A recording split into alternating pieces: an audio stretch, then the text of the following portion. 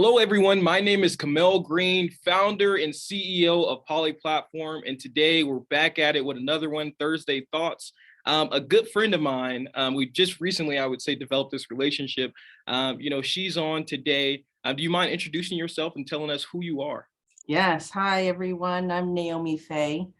I'm the city clerk here at the city of Mill Creek in Washington State. I'm originally from New York, Brooklyn, actually, and I've only been here for 3 years. I have a family. I have 3 children. They're grown. My youngest is 20. I have a 23-year-old and a 26-year-old, and I was really happy to raise them in the Hudson Valley in New York. So I'm happy to be here with all of you. Awesome. Well, Naomi, the biggest thing with Thursday Thoughts is we want to, we typically interview someone who works within the public sector because we feel like a lot of times there's interviews with people in the private space and things like that. And, a lot of times when you hear local government or even state, federal, whatever it may be, people just have their own convoluted thoughts on what that may look like. And so that's what we want to do. We want to learn more about who you are, what you do. And so, to get going, and again, I would preface too, this is 100% authentic, it's genuine. And so give us your real answers. And so can you tell us a little more about yourself? Who is Naomi? Yeah, so the other side of me, even before I went into local government, which was a big surprise, but after you go around the whole circle, you realize it's really not a surprise. But I graduated with a journalism degree because I knew I was going to write a book one day when I was little. So that was like a very big thing for me. I'm a very creative, artistic being. I love arts, I love music, and I love writing. I have a published book. I just published a book with a friend of mine who lives in Switzerland. Wow. It's called Sacred Codes in Times of Crisis. And I actually wrote that book in transition from my work in New York to coming out here in Washington. I just delved into my artistry. So I'll tell you, my artistry is really a surprise in a way of how it developed.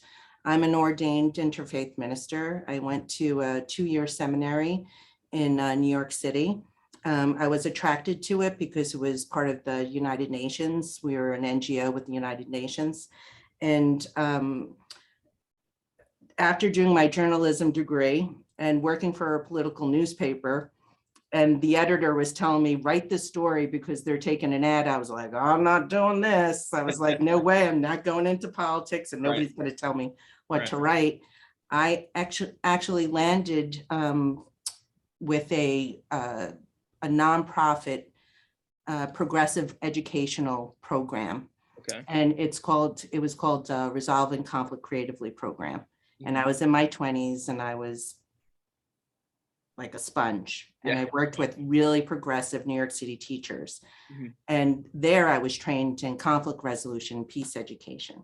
So I was attracted to the seminary and coming back around, which is an NGO with the United Nations. And somebody said, did you ever think of becoming a minister? I was like, heck no, that's not me. I was like, I don't, I grew up Catholic. And it was very authoritative. And I never saw myself as somebody that would lead or take that kind of role. Wow. So I was raising my children. My friend kept saying that for like 3 years. We bought a house. I was moving and I said to myself, oh, nobody knows me where we're going to move. Who would Naomi want to be? What should Naomi be? Like, I don't have to only be a mommy. Yeah. And that's how I found out about the seminary. So that was back in 2005. I've been an ordained minister for over 15 years. But the beauty of it was not a religion, was more of a peace initiative, a spiritual organization where I got to actually merge my conflict resolution skills and my teaching skills with more of a deeper aspect of it, more of a spiritual base. So I just created programs for children, for adults. I started my first women's circle just because I was on a quest to be happy, basically. Wow. And so this is the main reason why we do this Thursday Thoughts, why we want to interview people in the public space, because everyone has a story. And what you just denoted is amazing, because who would have thought, right? Again, and just to let you all know in the crowd, this is not scripted. I had no idea about this. This is insane. And so you mentioned that you just published a book. Can you elaborate on what that book is? What does it talk about? And where can some of our viewers access this book?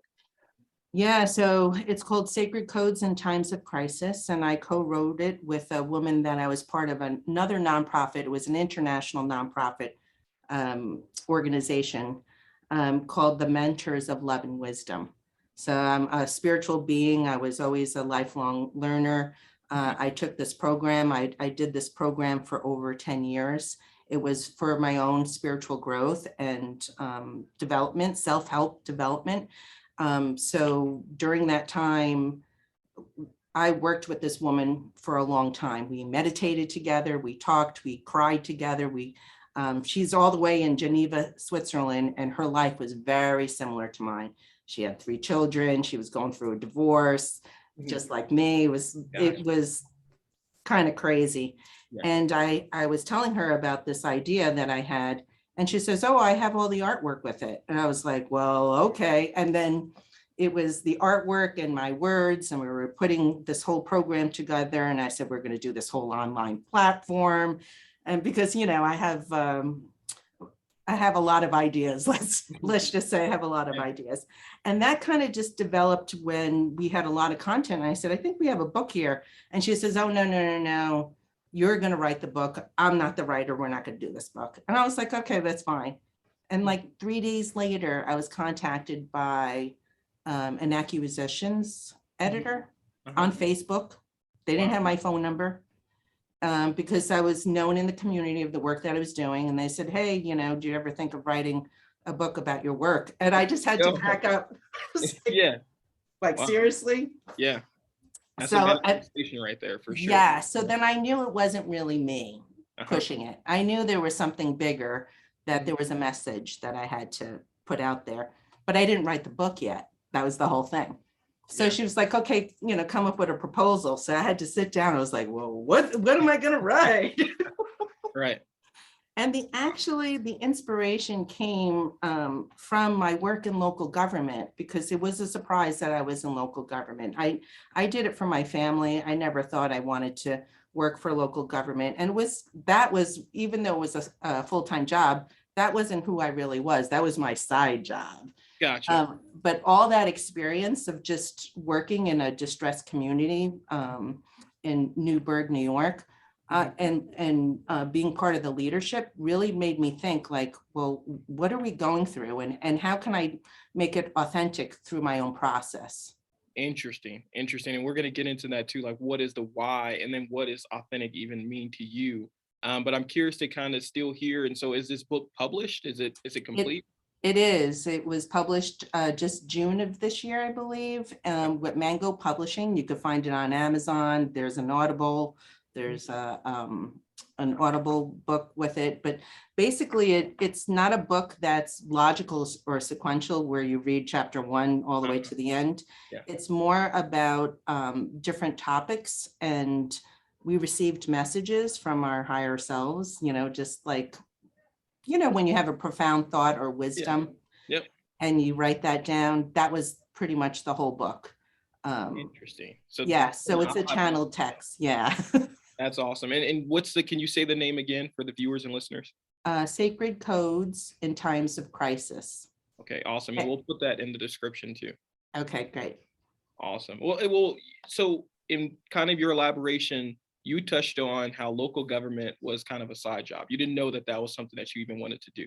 And so, you know, this shifts into like the next curiosity that I have is like, well, how in the world did you get into local government? Like, make that make sense for me.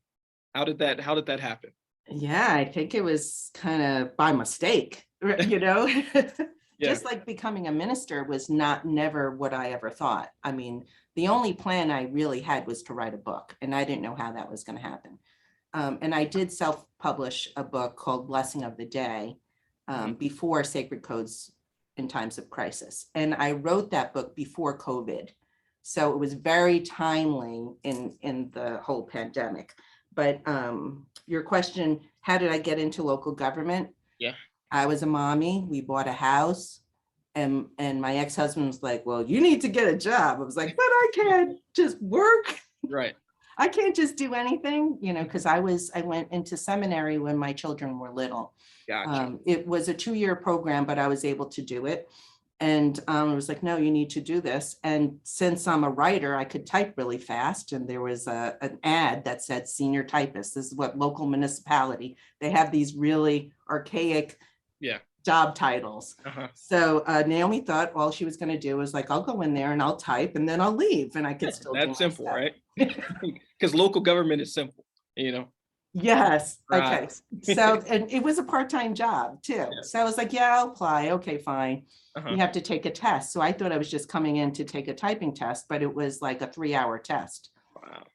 So you take a 3-hour test. I think there were like 60 people that took the test. There was maybe 6 to 3 people that passed the test. Wow. And I got the interview. Okay. Right. And then it was, as a senior typist, it was for the engineering department.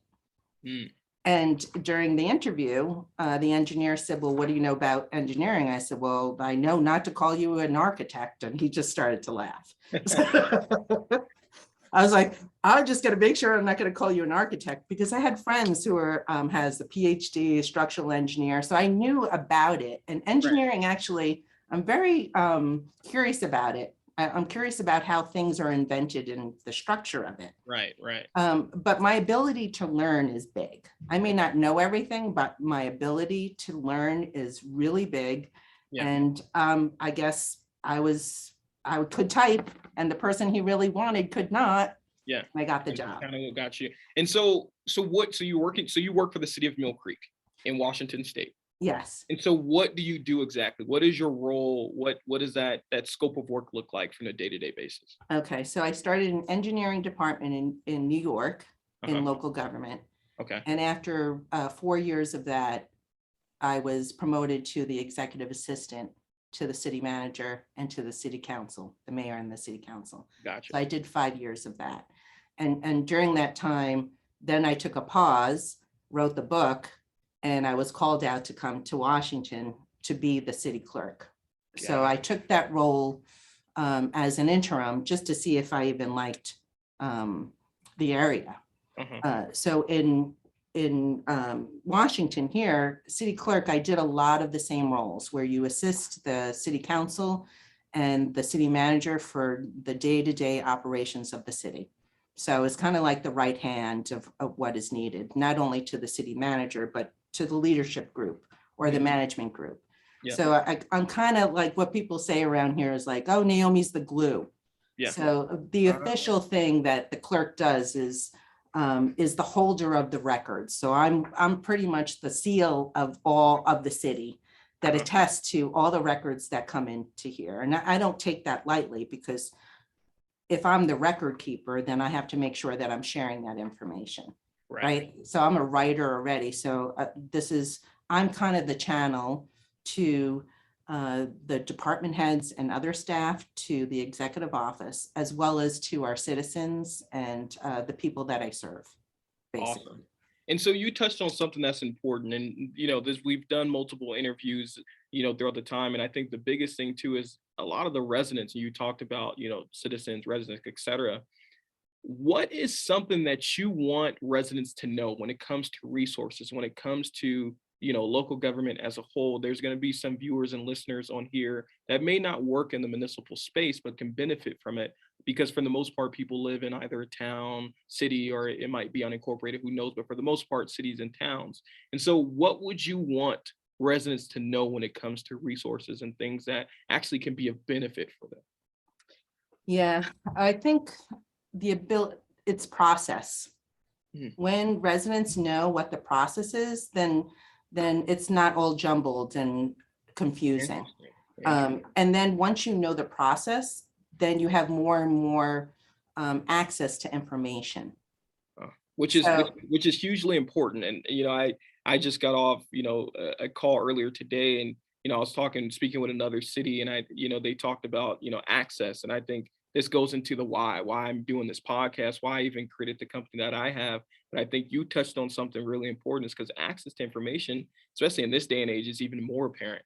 And when you don't have that access, especially from a governmental standpoint, your power diminishes. And so, can you elaborate on the importance of access to information? Yeah, so I think that's the biggest resource. We are here to serve, right? But people don't really understand that or how to get it, right? Right. So that access to information, because whatever information you want can be varied, could be very different. Mhm. I mean, when I'm just talking with my friends, I have a lot of information from about sewers to parking to everyday life of what your everyday life of Mhm. what you need, Right. right? And anything could be like, oh, you need that, you should find out about this. Not Yeah. so much that they're okay, if you want something notarized, okay, that's fine. The city clerk could do that. Yeah. But, and actually you could get it for free if you come into the city hall instead of going to, Joe on Facebook. Right. except, do you see? Or you go to your local mailing company, they're gonna charge you $10 per signature, and you have all these documents, and you're paying $60 for somebody to notarize when you could have went to City Hall and they And, would have done it for free. and Stuff like that, and whatever your question is or that you're curious about, I can help you, or I feel that's what municipal government should do, is give access, tell people, give the information of where they can find what right. they're looking for. Right. And I think that's important, is the transparency that allows for that. Right. And that goes into, you mentioned and alluded a few times when talking about yourself, is authentic. Right. And so my question to you is, what does living an authentic life mean to Naomi? What does that mean? Yeah, that's really big for me. I think that's my biggest mission and purpose. If you were gonna ask, what is Naomi's mission and purpose, is to live an authentic life Mm. that is in my own integrity, that is of service um, to myself and others Mm. in the most viable, vibrant, enthusiastic, as well as truthful. Wow, one, I think that was poetic, and that was deep. But I think it's what's needed, right? Especially with so much stuff that goes on. I think that just, the information overload, sometimes it may diminish even our moral compass, or why we're doing what we're doing. And so the fact that that is a mission for you, is to be authentic with so much artificiality around this, is beautiful to hear. You kind of touched on it, but I would like to kind of hear it articulated as well. Is what is your goal in life from a profession standpoint, from a career standpoint? Do you feel like you want to moreover, be a writer? Do you want to be a city administrator? Are you content with what you're doing now? What does that look like? I think it does go back to living an authentic life, where I'm somebody that always asks the question of like, okay, where will I serve? Where will I best be needed? I mean, I have a lot of goals, and I have a mission, and I'm going to do this. But as I've gotten older, now I kind of step back, like, where am I needed, and what is the best expression of me? Hmm. Okay, so do I want to be a city administrator? No. Did I ever want to be a city clerk? No. But do I want to be a writer? Absolutely. Do I want to express my creativity? Absolutely. So however I can do that, then I'm living that authentic life. Do I see myself in local government longer? No. And when I first went into local government, I thought I would only be there for 2 years. Right. So I'm kind of cautious to say Naomi wants to do this, because Right. the universe will say, oh, really? You really think you want to do this? Right.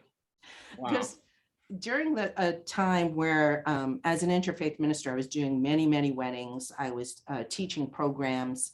I had a radio show, an internet radio show. I published my own book. I was doing all this stuff, and I did weddings for famous people. Mm. So I was like, I got this. Yeah. I was like, yeah, I got this spiritual stuff. And Uh, the universe like, oh, you really think you got this? Like, okay, so you're going to be promoted into the executive office in the city of Newburgh. And we're going to see if you really can walk your talk and model what you say mhm. in a place where everybody's telling you, no, yes, you could Right. teach people that want to learn, Naomi, but like, can you be in a place where everybody's going to be resistant Mm, to change mm, or being authentic? Because authenticity takes courage. And then the more that you're authentic, you have confidence in that because you know yourself more. mhm. That's what authenticity is. Whew. You just said something that I think is heavily important, because a lot of times, I think that, and this goes into like my theory on how I conceptualize things, is that I think most people, have an intention to do good and to be good. However, if you don't know yourself, i.e., being authentic with yourself, to be able to look into the mirror, to be able to reflect, how can you bestow that in the world? And so I think logically speaking, right, A plus B equals C, to just start at B and say, I want to help people, but you don't even know yourself, you might be doing something that could be potentially problematic, that can be counterintuitive.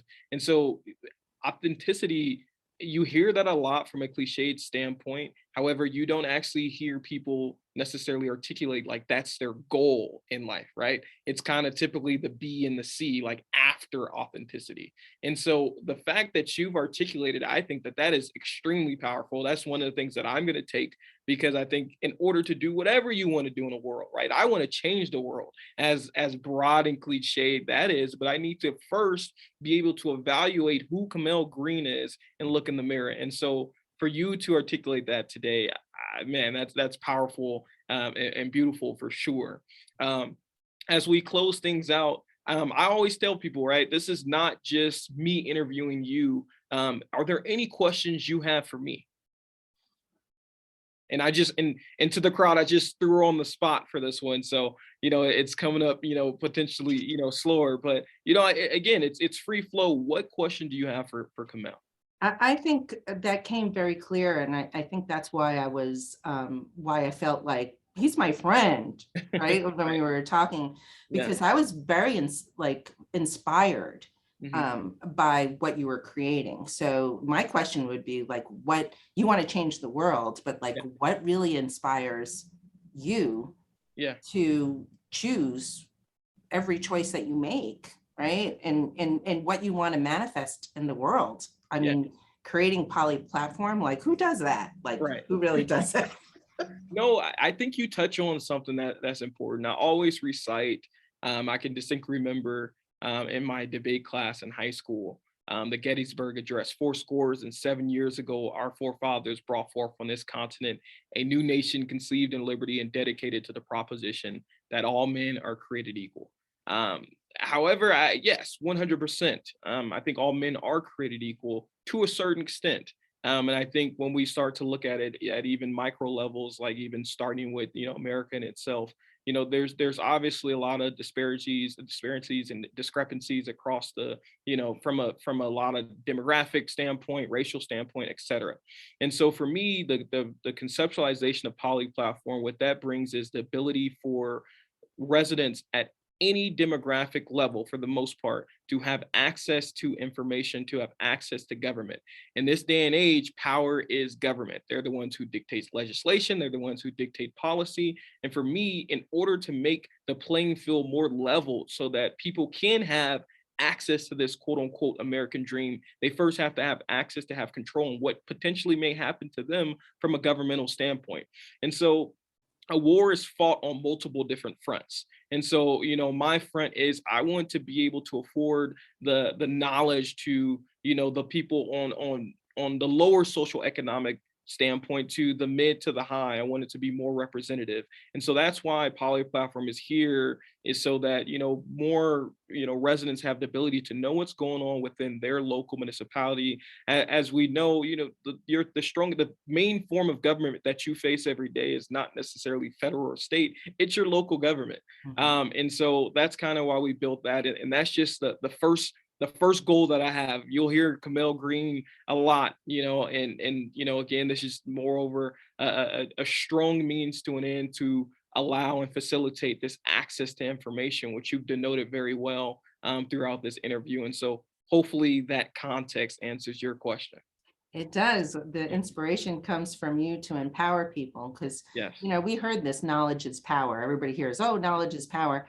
But Yep. then you have a stereotype of what you think that knowledge is, Mm-hmm. right? And that you think you need to go to like a four-year school or get a PhD or anything like that, when the knowledge is going to your local government and asking, so how do I actually get this sidewalk fixed? Yeah. Or 100%. right, that and it's very basic and simple but very profound to know, and you're empowering people through information which Yes. will give them confidence to know themselves even more, because it's everybody's divine right. That's what we're saying. We are this equality, it's our divine right, and we're here to remind people that this is one of your rights. Whew. I don't even need to continue speaking after that. That was well articulated. Again, I've said poetic. I think this is the second time, but that was it. And so, as we conclude this, I want to say thank you, Naomi Faye, City Clerk for the City of Mill Creek in Washington State. Thank you so much. Thank you. I really enjoyed this. Awesome.